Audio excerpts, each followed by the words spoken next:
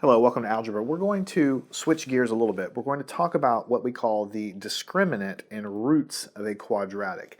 Now, this is part one of several lessons, so we're not going to get to every one of these topics here in the first lesson, but we're going to eventually get to all of them here in this little sequence. Don't worry right now what the word roots means. I'll explain all of that stuff as we go along. First of all, let's take a look at a function. Remember a while back we introduced the concept of what a function is. F of x, let's call it and say it's equal to x squared plus 4x plus 1. Now by now you should understand that this is a function of x, means we plug in the value of x and we calculate the answer and we can graph it. And you also know that it's quadratic because it has an x squared term in it. And by now we've been introducing this enough that you should know that pretty much every quadratic is going to look like a parabola of some kind. It's going to either be like this or it could be upside down, but it's going to look like a parabola. It's not going to look like a line because lines do not ever have square terms in them. All right? So let's take a look and let's sketch the graph of it, and then I want to show you a few things.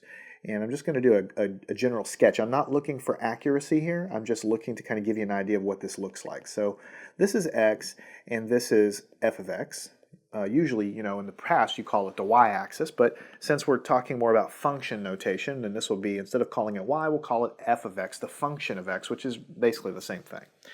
Now, if you were to actually take and stick in values of x, you know, -3, -2, -1, 1, 2, 3, and so on, and then plot those points, you would get a parabola that would look more or less like this. Now, this is just a sketch, so don't take me to the cleaners if this isn't right exactly, but basically it's going to look like this. And that's kind of a weak parabola anyway, because it should kind of go up and curve up like a smiley face. But that's the general idea. You get the general idea of the shape of this thing, okay? Now, we have a couple of terms that we need to introduce. The first one is this concept of a root of a quadratic. So what I need to do is write that down for you. The root is where the function f of x, that's the function that we're talking about, crosses the x-axis. All right, so it's where it crosses the x-axis. So you can see right here that this function comes down, it crosses the x-axis here, and then it goes below, and then it crosses the x-axis over here. So this function has two crossings of the x-axis, which we're now renaming, and we're calling them roots.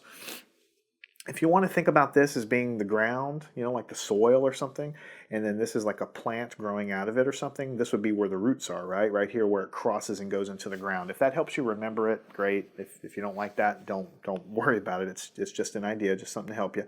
So this is called a root, and where it crosses right here, the x-axis, that's also called a root. Right? So how would you calculate the roots, the crossing points? Right? You need to kind of reprogram yourself. Anytime you hear the word root, you're looking for these crossing points. How would you find them? Well, to find these crossing points, you're looking for all of the points where the function f of x, the thing you're graphing, is equal to 0. In other words, the y values is what we used to call them. Now we call them the f of x values. We want to know where they're 0, because here the f of x value is 0 because there's no vertical extent, it's right on the axis. And here the f of x is also 0 because it's not up or down above the x-axis either. So here is where f of x is 0, and here f of x is also equal to 0. So if this is the function in question, to figure out and find out what the roots are, so we'll say to find these roots, which are just the crossing points of the function f of x on the x-axis, all you do is you set this function x squared